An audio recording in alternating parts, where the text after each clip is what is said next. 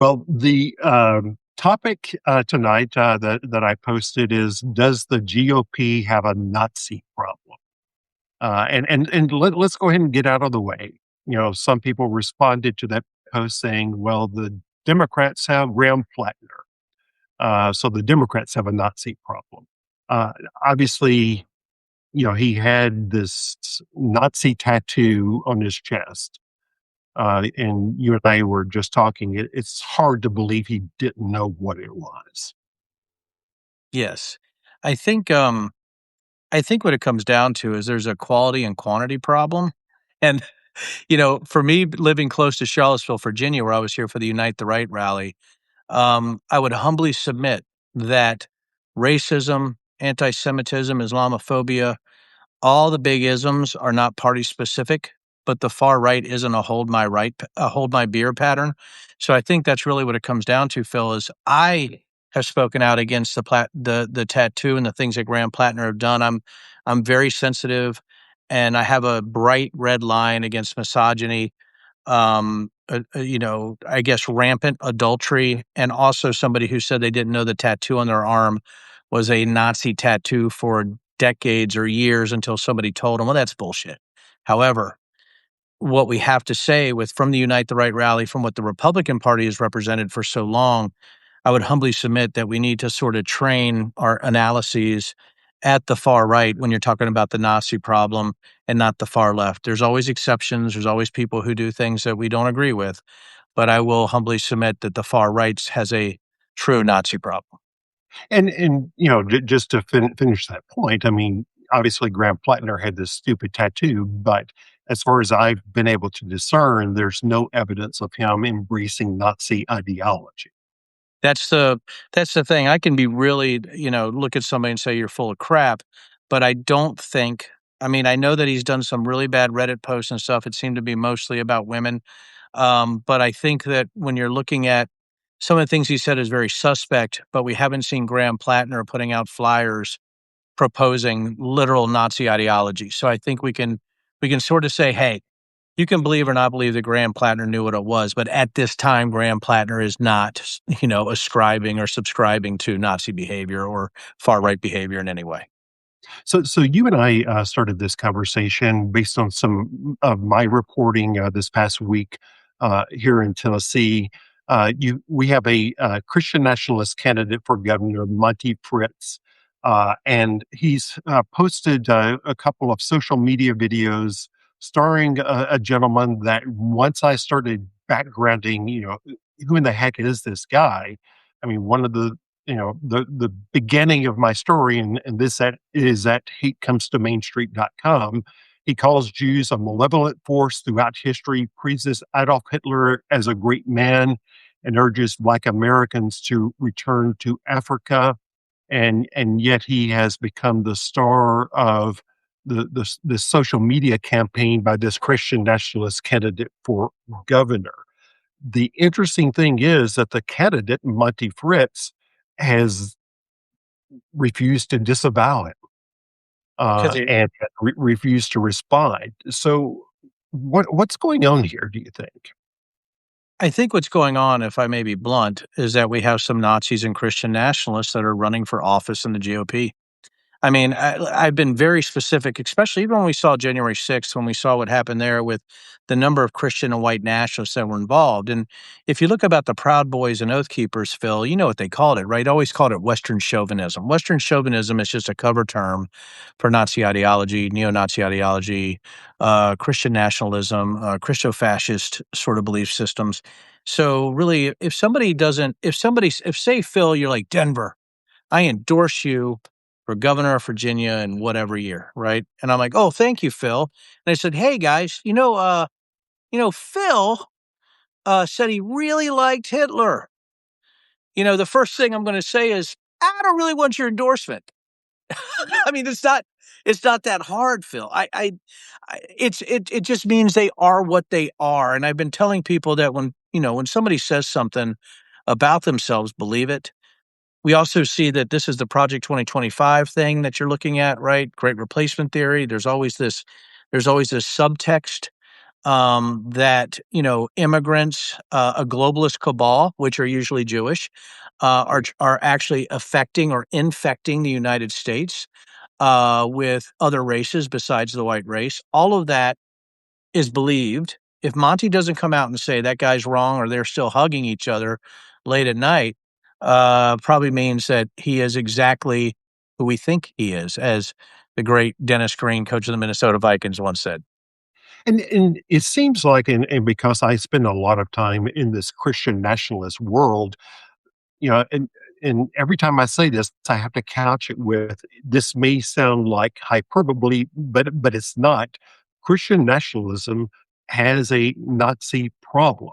That there are a number of Christian nationalist pastors who have talked about Adolf Hitler being a Christian prince, and I think it goes back to the authoritarian nature of Christian nationalism, that they are looking for someone who will seize control and impose their view on of the world on the rest of the country. Is that what you've seen?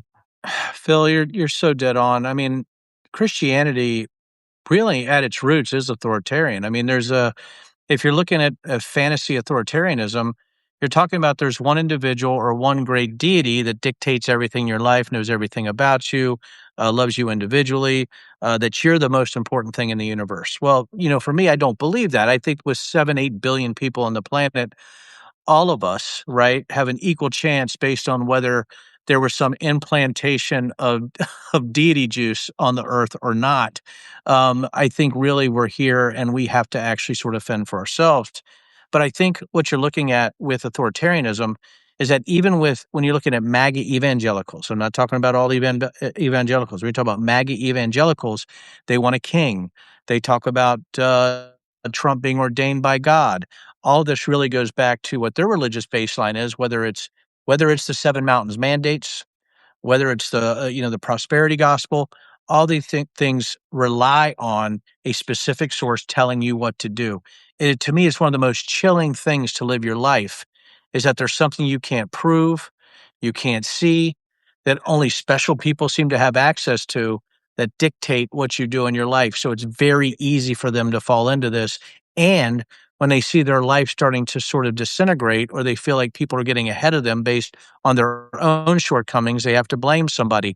All of that merges together to create, I think, that Christian nationalist, racist foundation that a lot of these individuals ascribe to. This particular gentleman who appears in the social media videos, he is a follower of Nick Fuentes, and it seems to me that that we're dealing with a generation, late millennials, early Gen Z, who have grown up in this intensely online world where the algorithms are feeding them the same garbage over and over and over again. And they have just lost touch with reality. Phil, we can use fancy words or fancy phrases or fancy scientific terms. We can say it's epistemic capture, where they are to a point that facts and data do not matter. Their belief systems overwhelm any other facts or data-based argument, or their facts and data that they utilize that comes from disinformation sources or from sources like the Turner Diaries, as you're well aware of. All those sources really are the baseline for their belief systems. I also think it comes down to this really true belief that there's a master race. Listen, we know through biology, we know through science that that's ludicrous. And I think with somebody like me and somebody like you, Phil, who's well read, both of us have been around, both of us have seen things and had to investigate things that were heinous. I think when you see these individuals and the way that they act and what they believe, it comes down to this baseline that there's something broken inside of them. And I try to tell people that it's very difficult to reach those who've gone so far down the rabbit hole of hate, misogyny, white supremacy, and a lot of that based on them spouting biblical verses. I don't know how you turn that in mass to get people to come to where all of us are just simply corporeal matter. We're DNA. We're human beings that should be treated equally amongst all of us, and we should treat people with respect. and love each other just based on the fact that we're humans. That's not in their DNA. And I say that specifically, is that the way that they've been raised, whether it's nurture or nature, what they believe, and back to your original point, and this is why I was coming full circle, Mr. Williams, it's the authoritarian nature of their belief systems and the fact that if they can be dictated to by an authoritarian fantasy sky fairy, that they also can dictate to others, right, what that belief system should be and how they should live. And I think that's what's incredibly dangerous in the United States today. You and I both grew up in conservative religious backgrounds, and I often think about, one of my favorite childhood uh, church songs was "Jesus loves the little children, red and yellow, black and white, they are precious in His sight." That's right. That's right. And yet, what I see from the Christian nationalist world these days is Jesus loves the white children. But I'm sorry to be that blunt, but I mean oh, that. that was blunt. And I have to say, I agree with you. That seems to be what they believe. Real Christianity, I was raised Mormon, right, and left that denomination. My grandparents were Southern Baptist. My maternal grandmother was Methodist, as was my maternal grandfather. Obviously, a lot of my family from Appalachia and West Virginia are Pentecostal, or they're fundamental Baptists.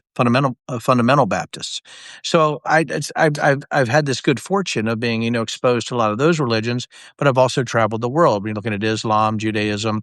I've been all over the Middle East, Israel, you name it, in those areas. Sort of been there.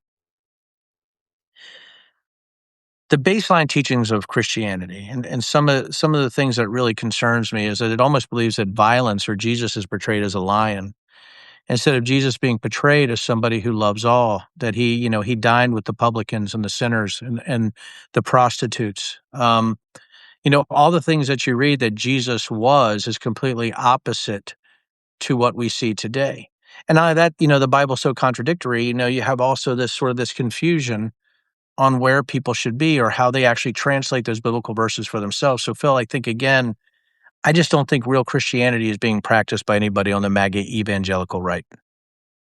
Yeah, and I see Tim Price weighed in about that song. Some people sang it but never believed it, Yeah, and I think true that's story, Tim. True yeah. story. I loved the fact that I believe that to be true. So it's and you bring up Islam, and I think that's a perfect segue. And I have a cat walking across here. This is Savannah. Hi, Savannah. Oh, look at that. Look at that kitty. Um, Oh, my but goodness. we had another story that broke this week that a young Republican in Murray County, Tennessee, which is about 45 minutes south of Nashville, Hmm.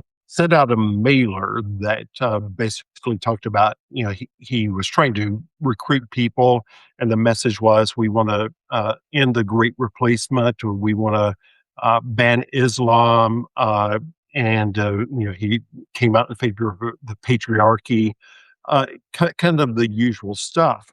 It prompted a little bit of a blow up inside the county meeting, and there was a conservative Republican lawmaker who is a member of a very conservative Christian religion who came out and said, "Well, I'm a Jew. I'm an Ashkenazi Jew, and this is reprehensible."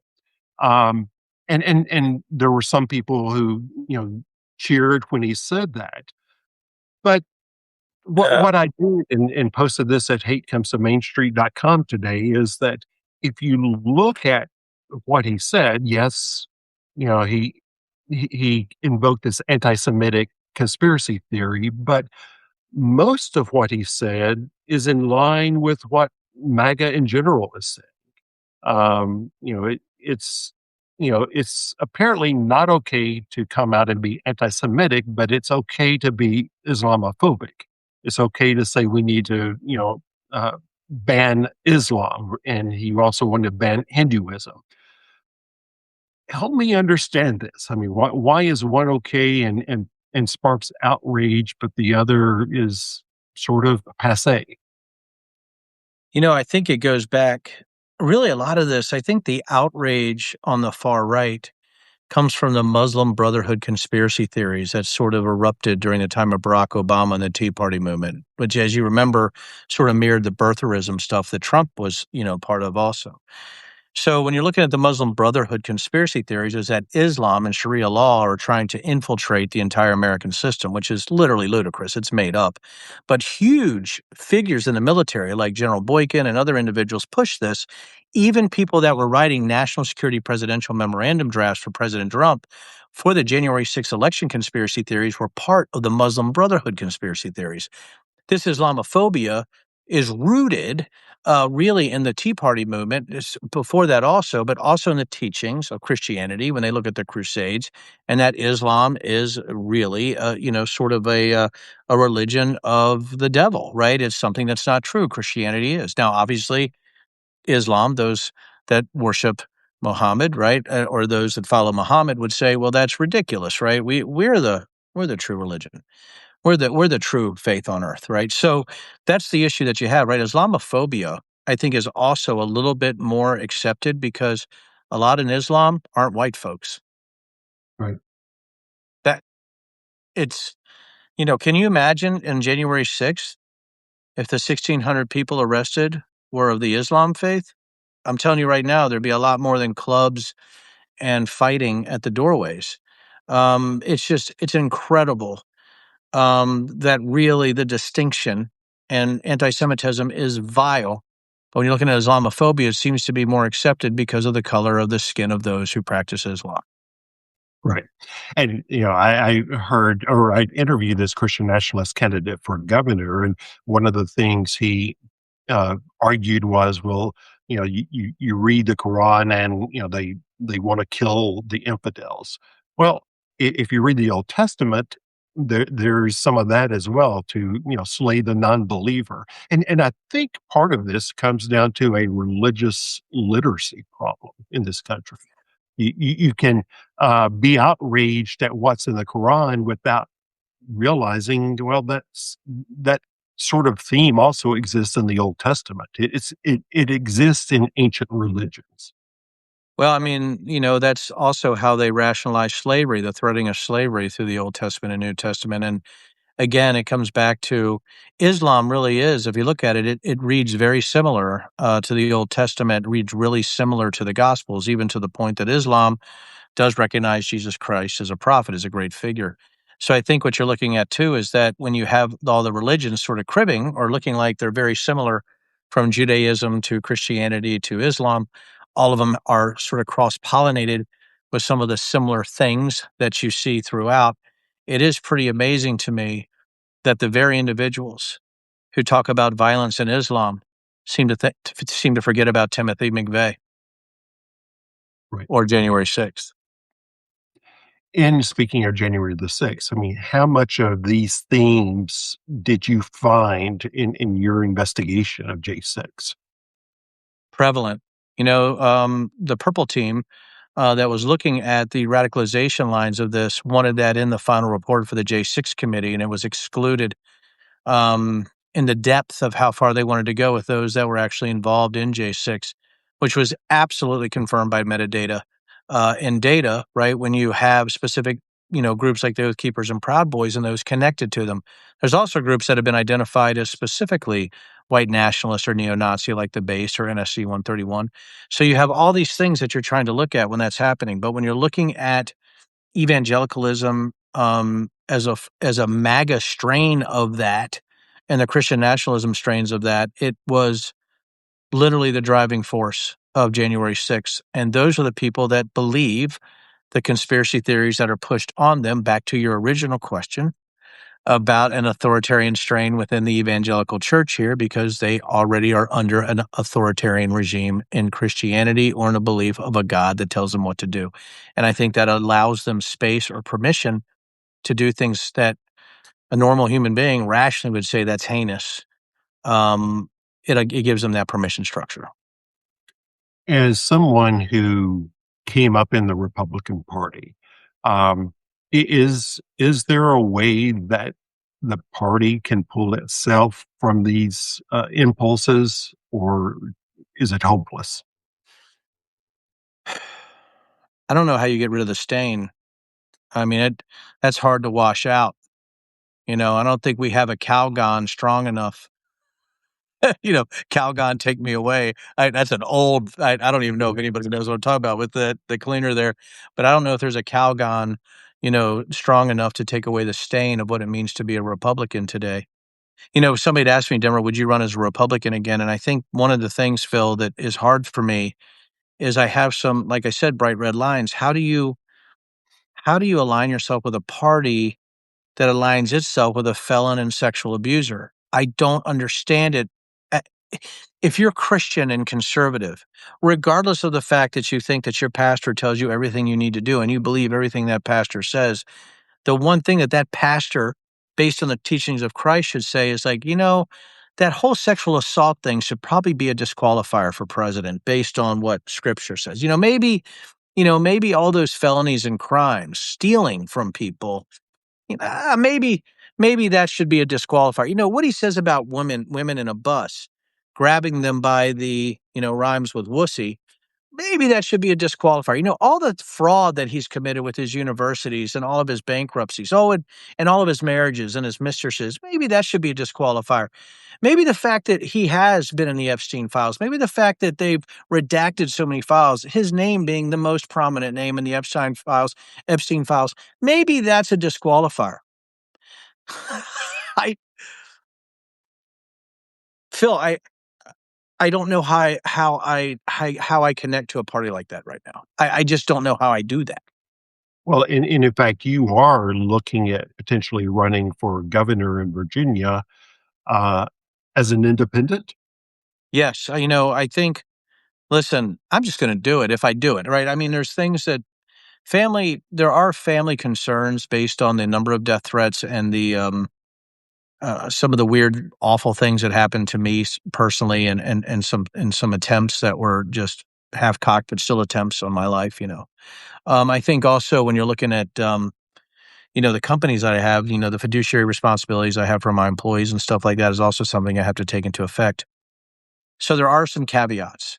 But if I can straighten those out, and my wife seems to start to get behind, like, I need you on that wall, Den, too, right? Even though I hated it for 5 years, she's like, I don't want you to run. And to be honest, Phil, I'd rather self-immolate than run again, right? Just give me some gas and a match before I run for Congress. I wouldn't run for Congress again.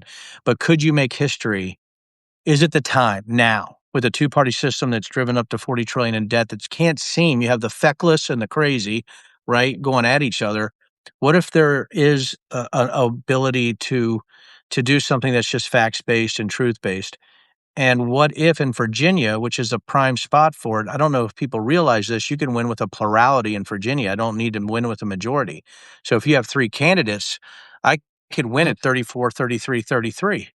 Now, what are the chances? I don't know, but maybe I don't run just for now. Maybe I run for the future if this were to happen. Now, if I can get my company squared away specifically and my family's good to go and I feel like they're in a place that's safe and I can actually put them in that position, I'm at 90% I'm going to run. But those two caveats doesn't quite mean 90%, right? But I'm there, right? If it, because I feel like if I don't, I hate it so much that might be what makes me the prime candidate because I know there's other people who say, "Oh, it's not a calling." I don't believe in callings. I don't believe in any of that. What I believe in is that if you see an issue, you should fix it.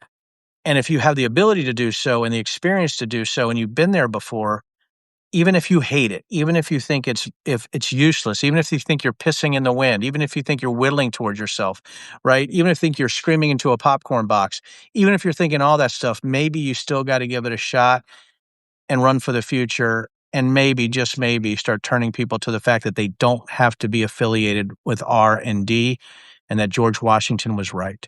And that parties could be the downfall of this country. Long term, I Would, mean, it just took them longer to get there, right? would you do it, um, considering a possibility that you would elect a Republican by splitting the anti-Republican vote? Phil, thanks for the easy question. Really appreciate it. I think I'm gonna be accused of splitting the vote regardless of who wins. If a Democrat is to win, they would say the Republicans benefited. Right. I mean, if a Democrat was to win, they would say the Democrats benefited. If a Republican were to win, they would say the Republicans benefited. I've actually been told I would hurt the Democrats, which was really interesting. And then I look at both of these parties and say, hold on a second. Why do I have to give a rat's about if it's a D or an R if I can run a good enough campaign? It's up to the voters to say we're going to do the right thing. I can present the best that I can to my constituents. That is not my responsibility to say whether I help the Republicans or Democrats. My responsibility is run the best campaign I can because my party's American. And there is no way, Phil, there's no way that I'm going to put the responsibility on myself, right, to say, oh, I'm helping the Republicans or Democrats. That is up to the voters.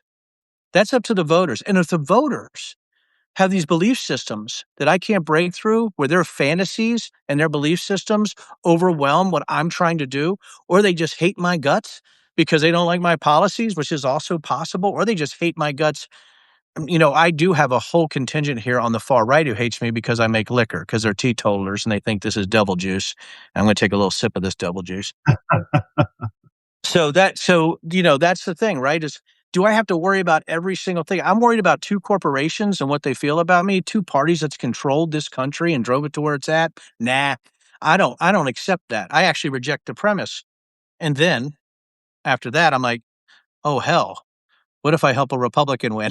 After all of that, I'm like, damn, I don't want to do that either. That's why your question is so prescient and so great, right? Is it my responsibility? No. Is it my responsibility? Maybe. Well, I don't know, right? I got to try though. I got to do something. Um, and it's up to the voter, and it's up to me to try to present an argument or a policy argument to say you've tried the left and the right forever, and it hasn't worked out. The definition of insanity is doing the same thing over and over again, expecting a different result. Is that what you want to keep doing? And if you don't think I can do it with my background and bio, and you want to choose some wackadoo from the fringes to do it, that's on you. That's on you. You get what you get, you get what you vote for and you get it hard. And that's really what it comes down to in our American political system. And I think we need a third or fourth way. I think we need people to be a little bit brave and a little bit courageous and say, hey, what I am as a human being is not defined by my political letter behind my name. Yeah, I think about my son's generation, who's mid-20s, and in talking to his friends, I mean, they're just fed up with both They parties. should be. They should be. Phil, they should be. I, I, people of talent are not attracted to politics. And I'm not, and everyone's like, well, Denver, you just said you're not attracted to politics. Are you humble bragging? No, but I hate it. Phil, why would you be attracted to politics after what you've seen, after what you've studied, knowing that people can lie about you and throw out disinformation? And there's going to be a major portion of the electorate that's going to believe whatever crap they're being fed from the fire hose of their own echo chamber. That's what you're fighting. You could be dragged through the mud on things that aren't true, and everybody knows what I'm talking about. Whether I'm called the tool of the Antichrist and trying to change the sexual orientation of children, because that's what I was accused of doing because I officiated a same-sex wedding, or I'm accused of being a Bigfoot porn star from the far left, right? Because of a book I wrote on disinformation. How do you get out of that where people believe both of those on the left and the right? How do you fight that? You fight that with staying steadfast, and you just keep going forward, and you keep fighting, and you keep fighting disinformation like I know I did. And somehow I've been able to overcome the fact that I'm a Bigfoot loving tool of the Antichrist. Well, I think you and I are both passionate. I mean, I'm, doing Hate Comes to Main Street as a side gig just because I'm so passionate because I see these forces tearing apart our country. So I think we're both tackling the problem from slightly different directions, but we both see the same problem. So What? I do appreciate you, and I appreciate this time. Well, And you had another thought I saw there. I wanted to ask you, where are you at in all this? I Phil, you get to listen. This is Substack. I get to ask you questions too, buddy. So I mean, so the thing is right. Where are you at, Phil, when you're looking at what's going on with the right and the left? Is it down to the point where you just has to vote against the greatest evil, regardless of what the other side represents, or is it time for a third way? You are an accomplished, amazing journalist. You have won awards. You've gone to places others are afraid to, that few dare to go. Where are you at on this? Because it was a great question to me, and it really got me thinking. Right, is where are you at on what's happening right now? Well, and here's where I'm in a bit of a unique situation. I have not voted in a partisan primary in probably 30 years, Wow. uh, just because I feel like, I don't want to declare allegiance to any political party, and just for my own journalistic integrity. Um, you know, I often get criticized for investigating Republicans more than I do Democrats. Now, early in my career, my investigations focused almost exclusively on Democrats because at that point, Democrats had a supermajority here in Tennessee. So I investigate those in power.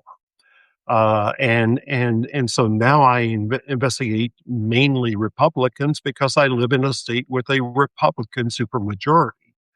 Now, it is true that my investigations these days into Christian nationalism and white supremacy and QAnon, it leads me more toward investigations involving Republicans because I think, guys, you and I have previously discussed that party is more infected with this stuff than the Democratic Party.